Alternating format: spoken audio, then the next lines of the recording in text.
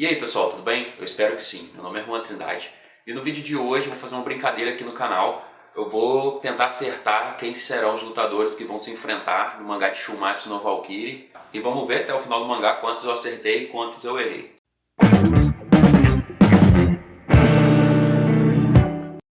Se eu fosse falar de todos, o vídeo acabaria muito grande, então eu vou dividir ele em partes, porque são muitos lutadores, muitas lutas.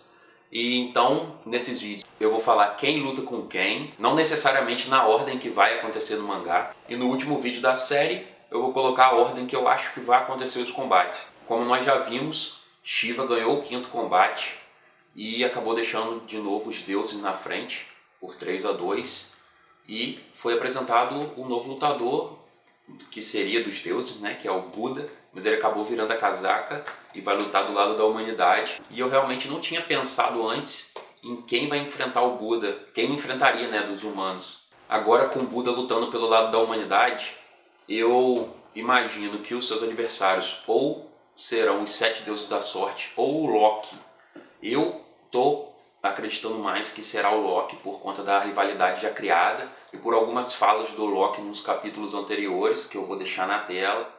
Então, como eu acho que esse combate vai acontecer, Buda versus Loki, eu vou falar um pouquinho dos dois e o que eu acho que vai acontecer no combate. Segundo a tradição budista, o Buda nasceu no clã Shakya em Lumbini, no período Magadha, no sul do Nepal. Siddhartha Gautama vivia entre luxuosidade, ostentação, ele tinha tudo o que ele queria, riqueza, até um dia que ele resolveu passear pela cidade e acabou percebendo a fome, a tristeza, a morte, as doenças. Isso era uma coisa que ele nunca tinha pensado até então na vida dele, né? Porque ele vivia tudo do bom, do melhor, ver todas aquelas coisas ruins mexeu com ele. E aos 29 anos ele teve uma série de visões e se convenceu que deveria deixar sua esposa e seu filho recém-nascidos, abandonou toda a riqueza e seguiu como um andarilho em busca da verdade.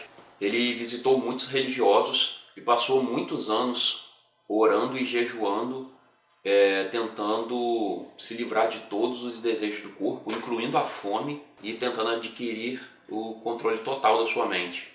Ele, como andarilho, se juntou a 5 ascetas, que são tipo uns monges da época, eu acredito, não tenho certeza, e passou a orar e jejuar junto com eles. E depois de bastante tempo fazendo isso, ele percebeu que não adiantava lutar contra a fome e voltou a se alimentar normalmente. Por isso no mangá a gente vê ele comendo tanto, porque para ele comer não tem nenhuma interferência na questão religiosa. Os 5 ascetas ficaram muito chateados com essa decisão dele de voltar a se alimentar e acabaram deixando ele sozinho, abandonaram ele, que durante 6 anos passou orando e meditando. E em uma dessas meditações dele, ele teve visões do Mara, que era um demônio da paixão, que acabou lançando nele chuva, trovões e oferecia vantagens a ele, coisas materiais assim, para ele largar esse propósito dele de jejuar e descobrir a verdade. Depois de 49 dias, o Mara viu que não tinha como tirar ele desse propósito e daí então ocorreu o despertar espiritual que ele tanto procurava. Siddhartha concluiu que se você seguir o caminho correto do Dharma, que é de meditação e oração, a alma chegaria ao Nirvana, que é bem parecido com o paraíso judaico-cristão, que a gente já ouviu falar. Durante sua vida ele teve bastante problema com outras religiões que não gostavam dele, né? E também ele sofreu várias tentativas de assassinato de um primo dele, olha só, da família, que estava tentando pegar o lugar dele, e talvez isso entre no flashback, seria bastante legal ver essa parte dele quando era humano. E aos 80 anos, após banhar-se pela última vez no rio Caquetá, dirigiu-se ao bosque de Kusinagara, lá onde hoje é a Cásia, lá na Índia, né, onde ele morreu. No mangá deu a entender que ele atingiu a iluminação e virou um deus, e não chegou a morrer, como na história real dele. Então talvez por isso ele tenha essa aparência jovem. E como o mangá não segue à risca, né, as histórias dos personagens, pode ser totalmente diferente do que a gente está imaginando. Então, como a gente já viu no capítulo 43, o Buda possui uma arma, uma espécie de bastão. A gente já viu também que ele tem uma ótima velocidade, esquivando das balas do Ebisu, quase a queima-roupa. Buda ainda tinha um resumo de todos os seus pensamentos, né? Que era tipo sua regra de ouro. tudo que nós somos é resultado daquilo que pensamos. Então, pegando isso muito por alto assim, pode querer dizer que ele tem algum poder da mente, um poder que ele usa com a mente para poder lutar. Por um momentinho, quando eu estava traduzindo o mangá, lá para botar no grupo Shumatsu no Valkyrie Brasil, eu achei que ele tinha criado os doces ali na hora, materializado os doces, mas eu vi que não, ele só comeu mesmo, não mostrou ele criando nada, foi só uma viagem minha mesmo. Ou pode não ser nada disso que eu falei, ele só pode ser fluente em 300 maneiras de meter a porrada nos caras e vai só descer a paulada mesmo. Agora eu vou falar um pouquinho da história do Loki. Loki é um deus ou Jotun, né? Os gigantes que se opõem aos deuses da mitologia nórdica. Ele é o deus da trapaça, da travessura e também está relacionado com magia, podendo até se transformar na forma que quiser. E ele não pertence ao Aesir, né? Que é o clã dos deuses que residem em Asgard, embora ele viva lá com eles. É legal vocês saberem que Loki, a maioria já sabe, né? Que ele não é irmão do Thor. Eles meio que são irmãos de criação, alguma coisa assim. Porém, o Loki é irmão de Odin por conta de um juramento de sangue que eles fizeram no início dos tempos. Ele é considerado um símbolo da maldade, ele é traiçoeiro e de pouca confiança. Ele possui um enorme conhecimento em estratégia e sempre usa suas habilidades para interesse próprio, seja para criar intrigas ou mentiras. As atitudes de Loki nas histórias nórdicas sempre mostram esse lado degenerado dele, inventando coisas, fazendo maldade. Porém, sempre no fundo ele traz alguma coisa de bom dessas peripécias dele, apesar de irem contra o seu objetivo original, né, que era fazer o mal. E cara, eu já falei em outros vídeos, no mangá até agora, mesmo que o Okita tenha falado, ele é um deus mau, não sei o que, ele só está defendendo o lado dos deuses. Ele foi questionar Buda se ele era um traidor e que se ele fosse, ele iria matar o Buda. Então, tipo, ele não, até agora ele não fez nada de errado, ele não armou contra nenhum deus, até agora. Não fez nada de que possa ser considerado mal de verdade. Loki também é pai do lobo Fenrir, da serpente Jormungand e também da senhora do submundo, Hel ou Hela, eu não sei exatamente a pronúncia, que ela também é considerada uma deusa. Ele também é pai de Sleipnir, é um corcel de 8 patas, é o cavalo mais rápido do universo. Ele cavalga tanto na água, quanto na terra, quanto no ar. E ele fez essa proeza depois de se transformar numa égua. Ele fez isso para chamar a atenção de um garanhão cinza que pertencia a um gigante. Era chamado de Svadilfari, eu acho. Em uma das histórias do Loki. Que viagem é essa, velho? O Loki no mangá já foi mostrado que ele tem um poder, se eu não me engano, de voo e levitação. E também, quando ele meio que ia começar uma briga lá com o Buda, ele invocou correntes negras com lâminas nas pontas, saindo das palmas das mãos. Surgiu uma rivalidade entre o Buda e Loki lá no capítulo 33 ou 34. Porém, eu acho que a luta dos dois pode acontecer sim no mangá, já que o Buda está do lado dos humanos. E vai ser uma luta, né, já que o pessoal gosta de achar um motivo para acontecer essas lutas, vai ser a luta da iluminação e resposta contra ilusão e mentiras. O Loki pode tentar o Buda com alguma ilusão, alguma coisa do tipo, assim como o demônio Mara tentou fazer com o Buda, porém o Mara não conseguiu, talvez o Loki consiga, fazendo assim talvez que ele se torne mais fraco ou perca um pouco dos seus poderes divinos, não sei, estou imaginando só. Eu acho que seria uma ótima luta. O Loki tem algum poder relevante sim, porque ele não seria tolo de chamar o Buda para briga se ele não tivesse nenhuma convicção dos seus poderes, da sua capacidade. O Buda também chamou todos os deuses para briga, então realmente confiança ele tem, eu acredito que ele é muito forte, talvez um dos mais fortes do mangá. Estou muito ansioso para essa luta e esse é o meu primeiro palpite, que vai ser Buda contra Loki. Agora eu vou falar de uma dos que talvez seja o mais óbvio para todo mundo.